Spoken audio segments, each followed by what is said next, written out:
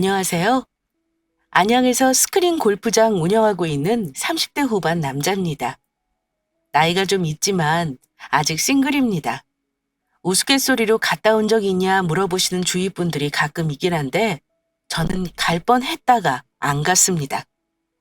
나이 때문에 결혼이라는 걸 급하게 할 필요 없다는 일 겪고 나서는 이젠 오히려 마음이 여유롭습니다. 급하게 먹는 밥 체한다고 하잖아요.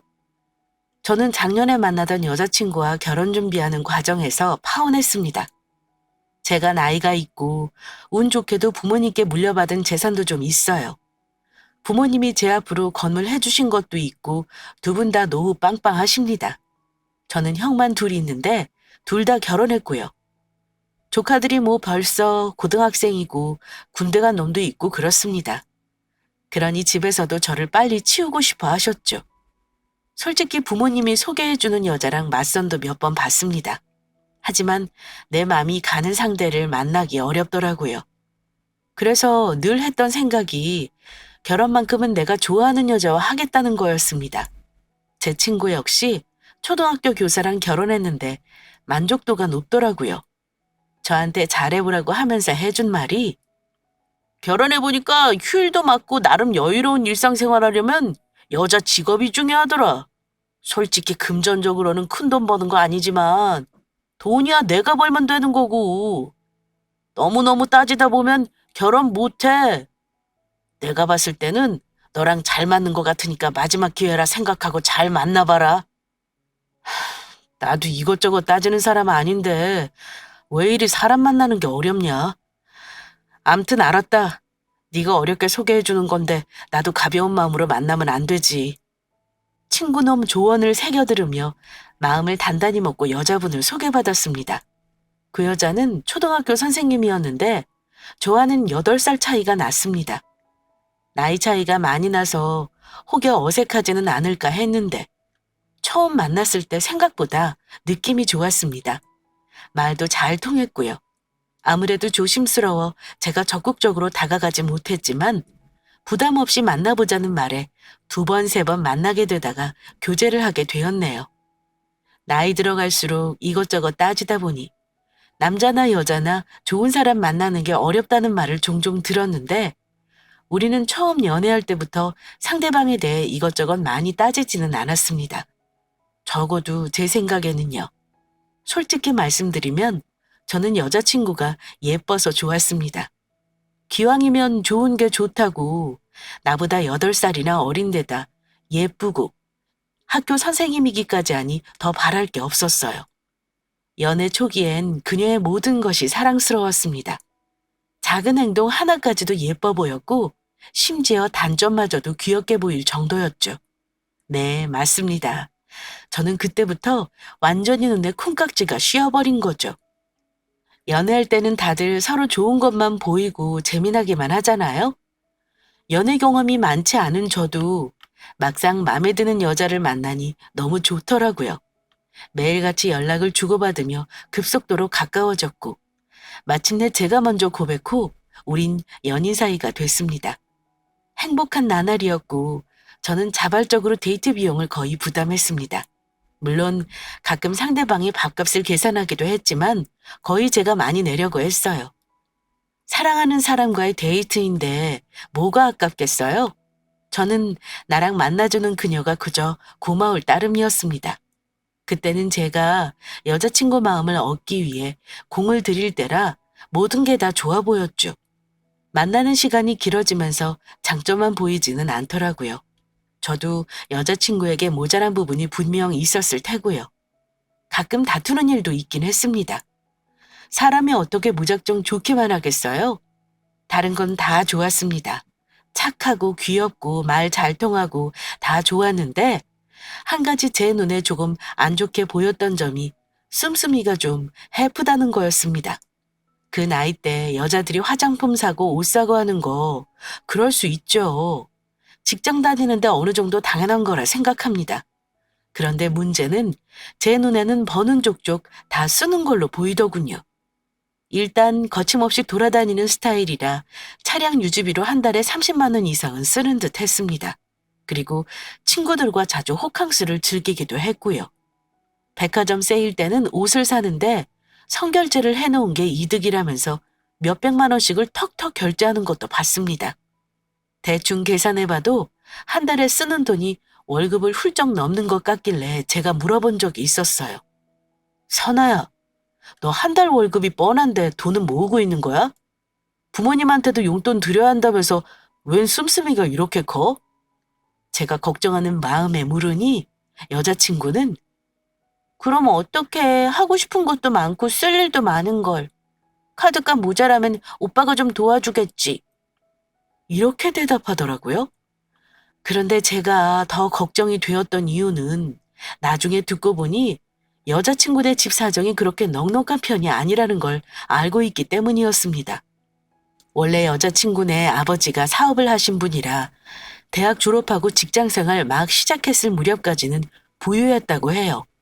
그런데 여자친구 아버지 사업이 힘들어지면서 전세로 옮기게 되었다고 들었습니다. 그래서 여자친구 위로 하나 있는 오빠도 아직 장가를 못 가고 있다고 했고요. 집에 버는 돈을 갖다 드리고 자기 돈도 모으려면 빠듯할 텐데 저렇게 씀씀이가 크니 결혼할 돈을 모아놓은 것인지 걱정이 되더라고요. 우리 결혼까지 생각하고 만나는 건데 나는 네가 돈을 너무 많이 생각 없이 쓰는 것 같아서 걱정돼. 오빠가 데이트 비용 웬만하면 다 될 테니까 너는 버는 돈 열심히 저축해. 이번 달부터 화장품이나 옷 사는 건 좀 줄여봐. 내가 보니 더 이제 옷은 안 사도 되겠더라. 이제까지 나 만나면서 같은 옷 입고 나온 적이 한 번도 없어. 그래도 매일 입을 옷이 없는 걸. 그럼 내 옷도 오빠가 좀 사주던가. 무슨 옷을 그렇게 사? 그런 돈만 모았어도 전셋값은 되겠다. 근데 선아, 너 지금까지 돈 좀 모아놓긴 한 거야? 제가 궁금한 마음에 묻자 여자친구가 하는 말이 내가 모아둔 돈은 아버지 사업 어려워지면서 생활비로 써버려서 없어. 지금은 여윳돈이 한 1,000만 원 정도? 딱 이러는데 저 솔직히 그 말 듣고 충격받았습니다. 물론 제가 여유가 있습니다. 마음만 먹으면 여자친구에게 따로 돈 주고 그걸로 결혼 준비하라고 할 수 있어요. 하지만 그것도 어쩔 수 없는 상황일 때의 얘기죠. 돈에 대한 개념이 없는 사람한테 모든 걸 다 지원해주면서 결혼하고 싶지는 않았습니다. 여자친구 만나면서 데이트 비용을 무조건 다 저한테 의지한 것도 아니었고 나한테 비싼 선물이나 용돈을 요구했던 적도 없는 사람이었는데 막상 현실적으로 모아놓은 돈 얘기를 들으니 현타가 오더군요. 1,000만 원이라. 나이 30에 교사 일하면서 1,000만 원밖에 여윳돈이 없다는 게 솔직히 이해가 되지 않았습니다. 연애하면서 나이에 비해 생각이 좀 어린 편인 건 파악했지만 그 정도로 생각이 없는 사람인가 싶어 여자친구를 다시 보게 되더라고요. 여자친구는 월급 받으면 절반 정도는 저축해야 한다는 기본적인 개념조차 없었죠. 반면 저는 돈에 대한 개념이 좀 철저한 편입니다. 돈을 잘 관리하는 거 어렸을 때부터 부모님께 배우고 자랐어요. 저희 부모님께서 부자셨지만 알뜰하신 편이라 어릴 때부터 절약 정신을 강조하셨고 돈 1,000원도 허투루 쓰는 걸 싫어하시는 분들이셨습니다. 그래서인지 여자친구의 그런 점이 더 이해가 안 갔던 겁니다. 그래도 당장 결혼할 건 아니었으니까 제가 데이트 비용을 부담할 테니 돈을 잘 모아보라고 당부를 했습니다. 그러자 알겠다고 대답은 잘하더군요. 저는 여자친구를 많이 좋아했지만 그렇다고 제가 가진 재산을 전부 다 오픈하지는 않았습니다. 그런 건 결혼하고 나면 어차피 알게 될 부분이기도 했고 처음부터 돈 가지고 허세 부리면서 여자 맘을 얻고 싶지는 않았거든요. 제가 노후 걱정 없는 부모님이 있다는 것과 가족 관계나 하는 일, 그리고 출신 대학교 정도는 당연히 알려줬고요. 사업하고 있으니 현금을 많이 굴리는 사람이라는 정도까지가 여자친구가 아는 전부였어요. 아마 저와 결혼하면 크게 쪼들리지 않고 여유롭게 살리라는 건 알고 있었을 겁니다. 저는 여자친구가 그런 부족한 부분이 있는 거 알면서도 제가 감싸고 결혼하고 싶었습니다. 그러다가 작년 명절에 여자친구네 부모님께 인사를 드리러 갔습니다. 여자친구가 저보다 8살이 어리다 해도 이미 혼기가 찬 나이였고 둘 다 결혼을 전제로 만나고 있었으니까요. 여자친구는 부모님에게 남자친구가 있다는 사실만 알려드렸을 뿐 저에 대해서 따로 말씀을 드리지 않은 것 같더라고요. 외모에 잘나고 못나고를 떠나서 저는 사람들에게 인상 좋다는 말을 많이 듣는 편이라 그런지 처음에는 여자친구 어머니께서 하는 말씀이 제가 인상도 좋고 예쁘게 생겼다면서 많이 좋아하시더라고요. 아이고, 우리 딸이 하도 얘기를 많이 해서 그런가 처음 본 것 같지가 않네. 반가워요.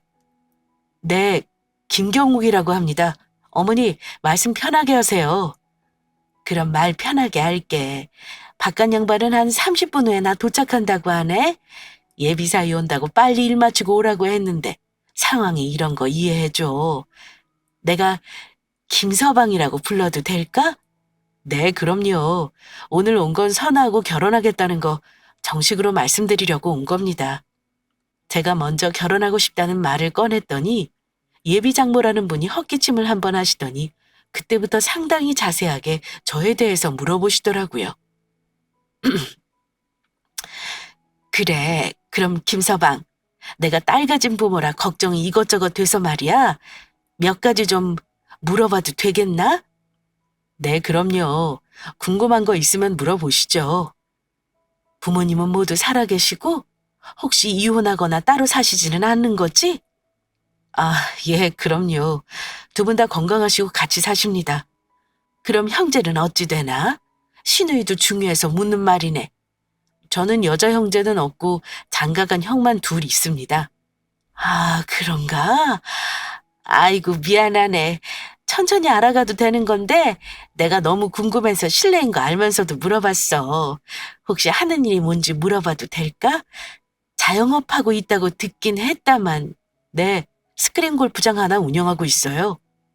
제가 대답하자 장모님 얼굴이 살짝 어두워지더라고요. 아, 그래. 요즘 사업이 그렇게 망하는 사람도 많고 어렵다는데 벌이는 괜찮은가 봐.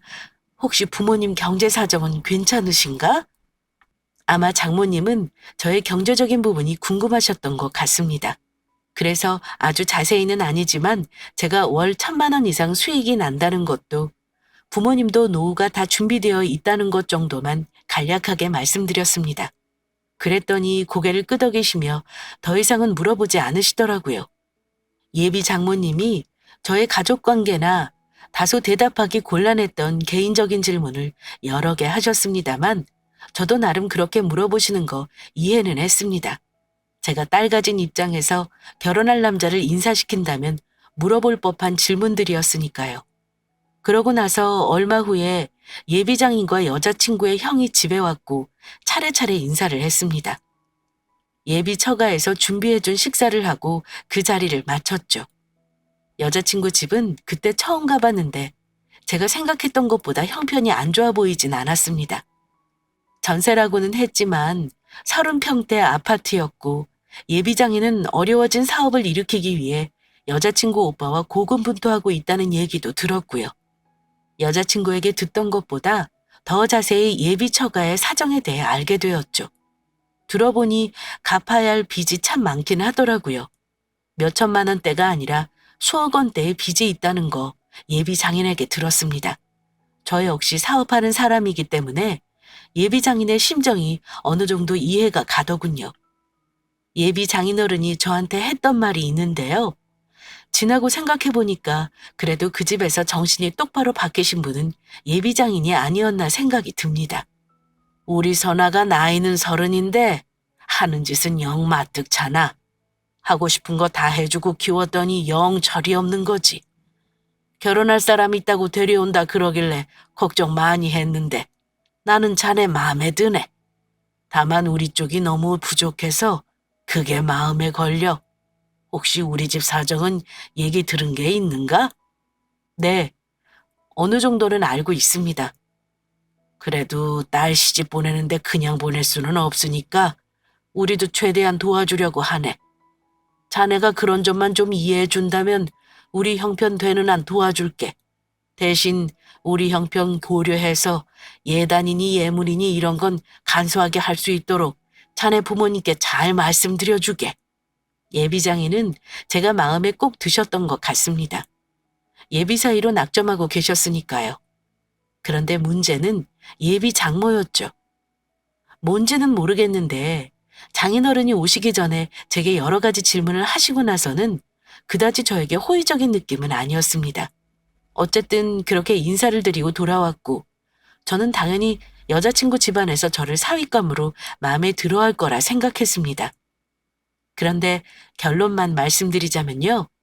나중에 여자친구에게 물어보니 예비 장모가 저를 그다지 마음에 들어하지 않았다고 하네요.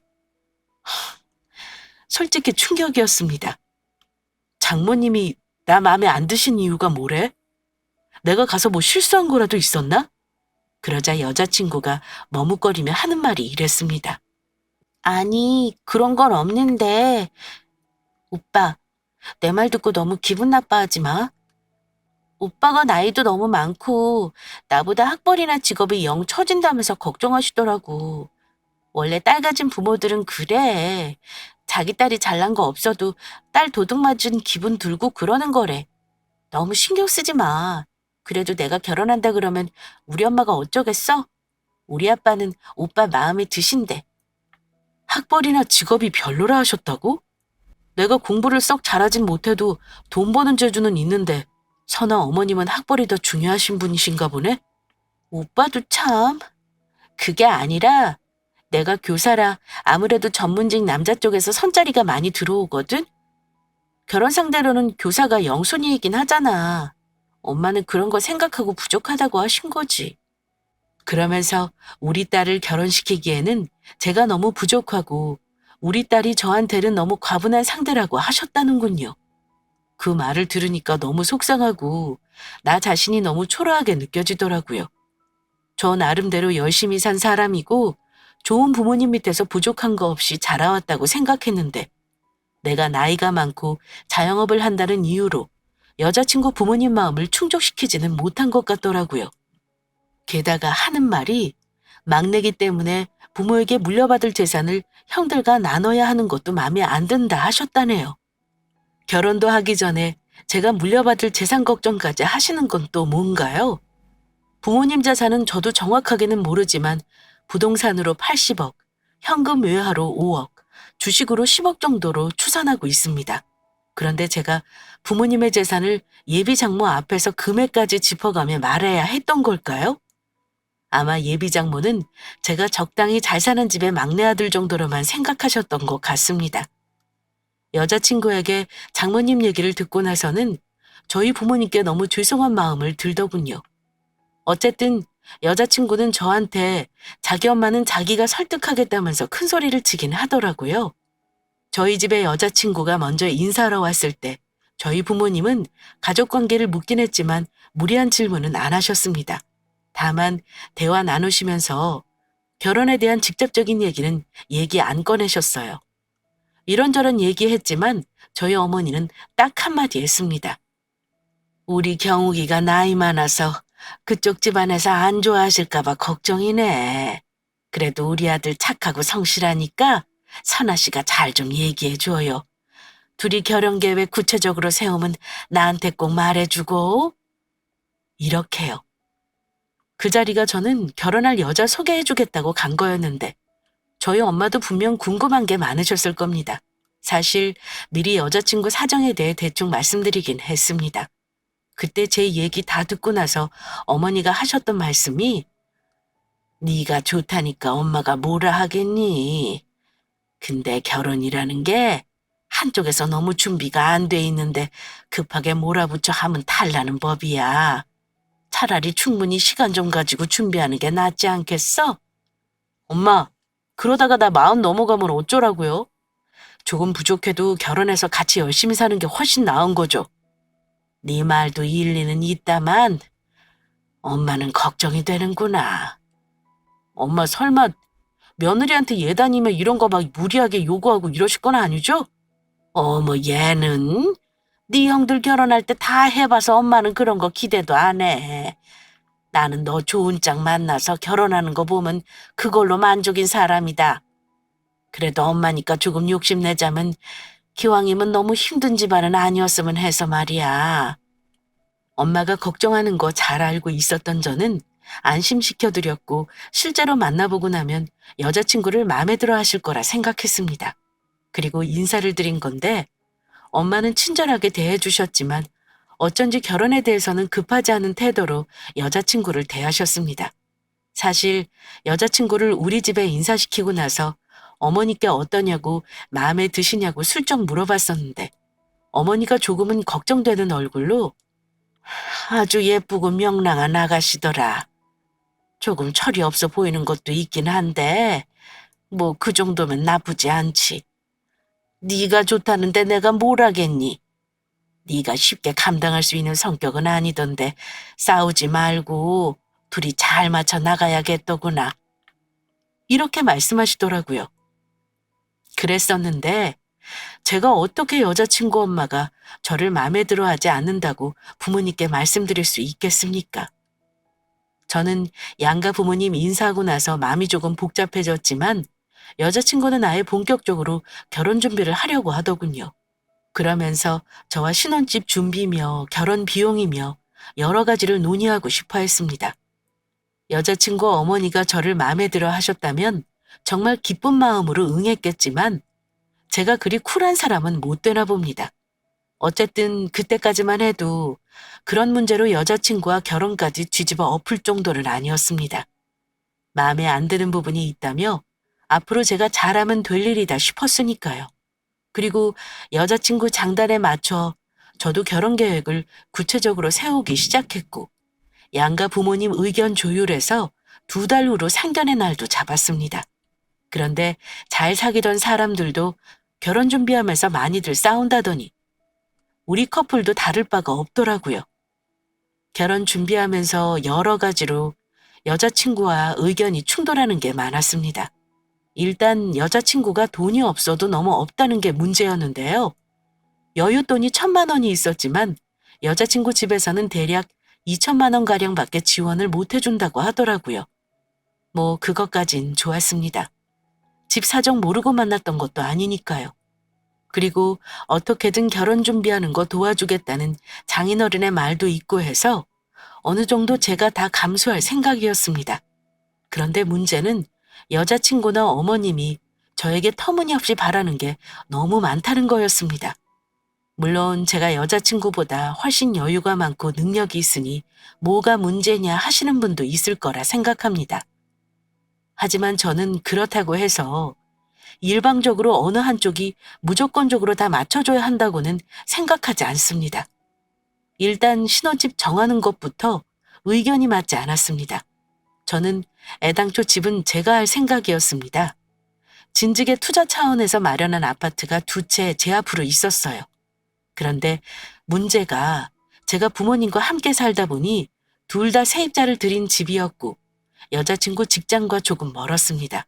출퇴근하자면 자차로 40분이 소요되는 거리였어요. 고민 끝에 제가 여자친구에게 저의 생각을 말했습니다. 조금 멀어도 내 집에서 시작하고 싶은데 네 생각은 어때? 출퇴근 너무 힘들면 한 학기만 고생하고 정근 가는 거 고려해보자. 어차피 지금 집 더 살 것도 아닌데 돈 들여서 전세 구하는 것도 애매해서 말이야. 저는 여자친구 출퇴근이 조금 불편해도 이해해 줄 거라 생각했습니다. 어차피 나중에 학교를 옮기는 게 가능하기도 했고요. 아무리 생각해도 그게 합리적인 방법 같아 얘기한 건데 예상외로 여자친구가 발끈하더라고요. 뭐? 오빠, 나 그렇게 먼 데서 출퇴근 못해. 무조건 출퇴근 편한 데로 어딜래. 그리고 엄마네서 가까운 데가 좋아. 오빠가 그 집 그냥 팔던가 아님 전세로 2년 동안 살 집 구하면 되잖아. 난 무조건 먼 건 싫어. 집이라는 게 그렇게 금방 팔 수 있는 게 아니야. 그럼 지금 전세로 3, 4억을 써야 하는데 너무 비효율적이잖아. 기왕에 내가 집이 있는데 뭐하러 그런 큰 돈을 또 들이자는 거야. 그런데 여자친구를 아무리 설득해도 속위에 경일 끼었습니다. 일단 집 문제부터 의견 충돌이 일어나니 참 갑갑하더라고요. 그래서 집 문제는 시간이 있으니 나중에 논의해보자 했습니다. 저는 의견 일치가 안 될 경우 전세를 얻을 경우의 수까지 생각하면서 여자친구 직장 근처 아파트까지 발품을 팔아가며 열심히 알아보고 다녔습니다. 거기까지는 제가 양보할 생각이 있었으니까요. 여자친구가 원하는 아파트를 알아보니 거기는 다른 데보다 최고 1억은 더 비싸더군요. 역세권의 신축이라 그런 듯 했습니다. 그런데 그 뒤로 여자친구가 하는 말이 더 가관이었습니다. 오빠, 글쎄 내 친구는 예물로 다이어 3캐럿 받았다더라? 예물도 5세트 받았대. 구경했는데 진짜 예쁘더라.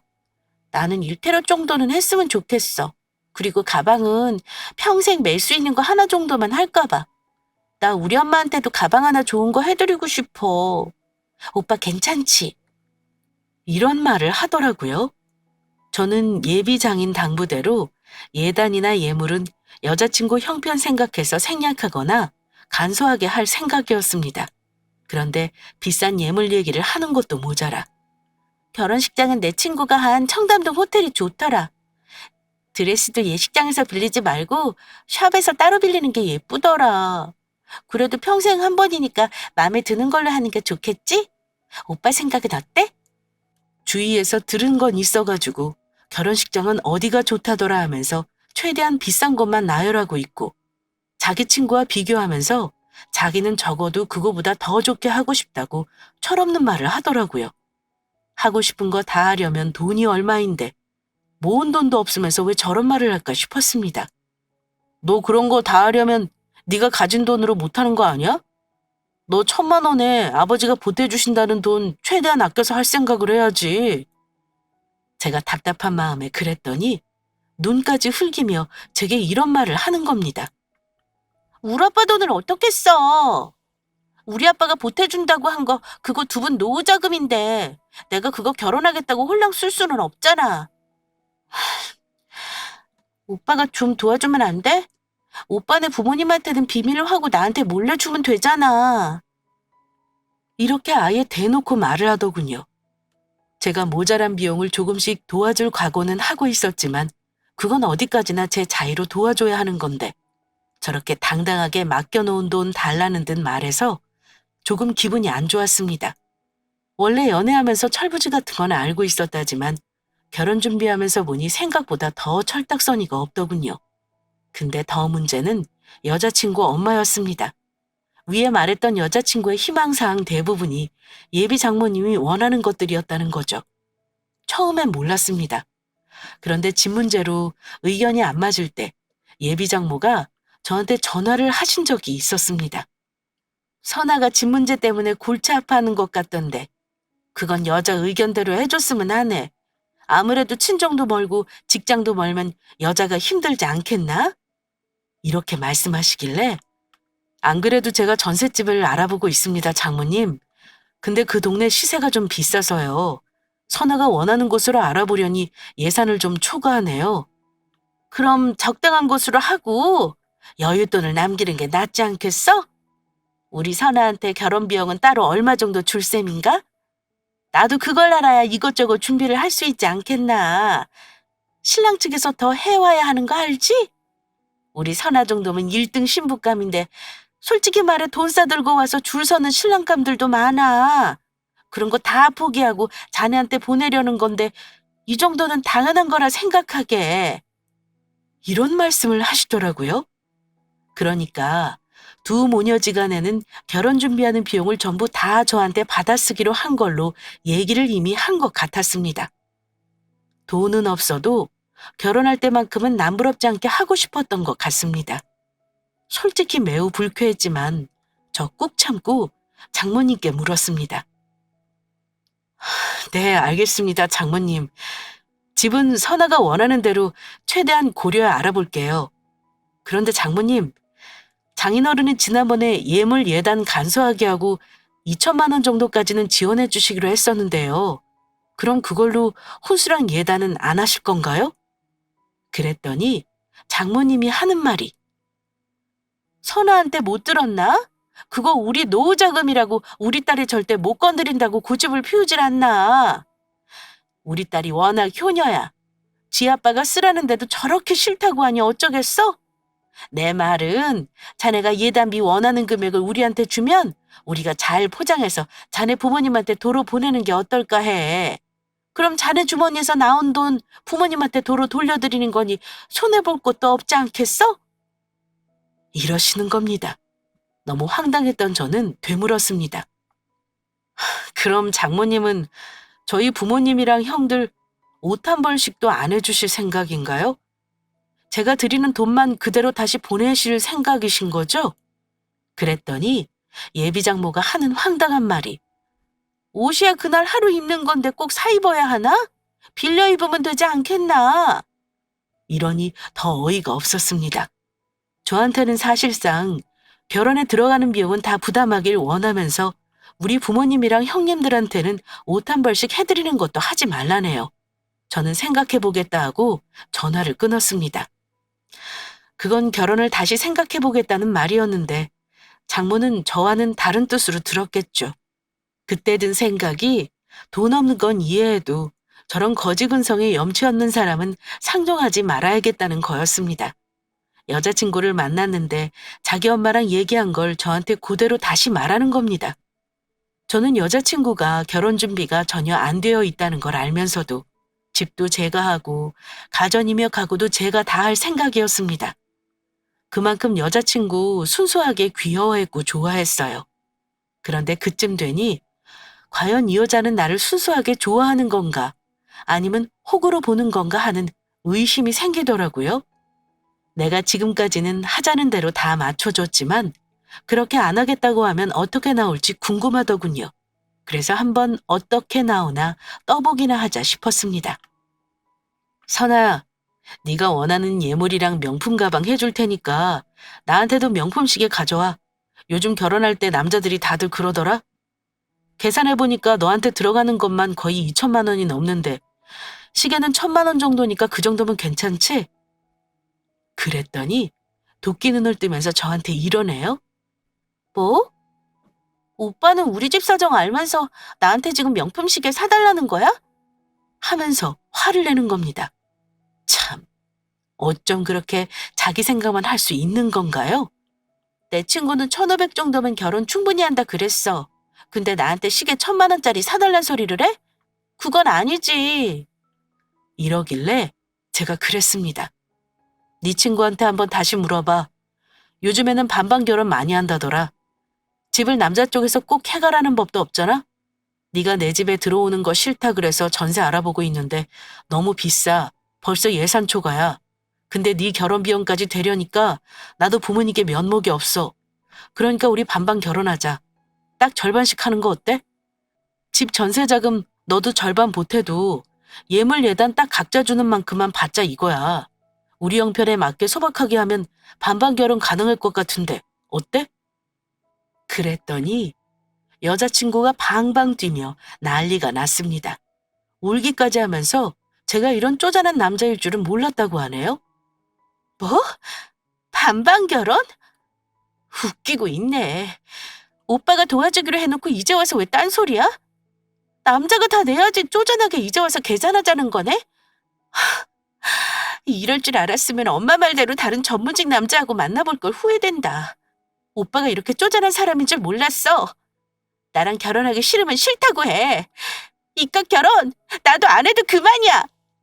나 같은 여자 데려가면서 그 돈 쓰기 아깝다는 거잖아. 너 원래 이런 애였어? 이렇게 막무가내 경우 없는 애였구나. 분명 결혼 안 해도 그만이라고 네 입으로 말한 거다. 저도 여자친구의 무례한 말에 화가 나서 대꾸했습니다. 그랬더니 옆에서 자기 엄마한테 전화를 하고 울고 불고 난리를 치더라고요. 그러면서 저한테 결혼 없었던 걸로 하자고 소리를 지르더니 자기 집에 데려다 달라길래 차에 태웠습니다. 선아, 너 지금 나한테 결혼 없었던 걸로 하자는 거 진심이지? 엄마가 당장 집으로 오래. 나 오빠랑 결혼 안 해. 못 해. 그래, 나도 너랑 결혼 다시 생각해봐야겠다. 네 말 무슨 말인지 알겠어. 나도 너랑 결혼 힘들 것 같다. 더 할 말이 없었던 저는 여자친구를 집에 데려다 주려 했습니다. 내가 여자 보는 눈이 참 없었는가 봐요. 그 난리를 치고 나니까 갑자기 결혼할 마음이 싹 달아나더군요. 가는 길에 저는 우리 동네 상가 건물 앞에 차를 세웠습니다. 제 사업장이 있는 5층짜리 상가 건물이었고 4층 전층은 제가 사용하는 공간이었어요. 결혼 안 하더라도 이거 하나 보여주고 싶어서 말이야. 제가 여자친구를 내리라고 하니까 뾰루통한 표정으로 내리기 싫다고 하더군요. 여기 왜 온 거야? 오빠 가게 구경하라고 왔어? 나 지금 그럴 기분 아니야. 헤어지는 마당에 뭐하러? 그래서 그럼 그 자리에서 들으라고 말해줬습니다. 저기 4층에 알다시피 나 사업장이고 넌 몰랐겠지만 저 건물 내 거야. 우리 부모님이 해주신 내 건물.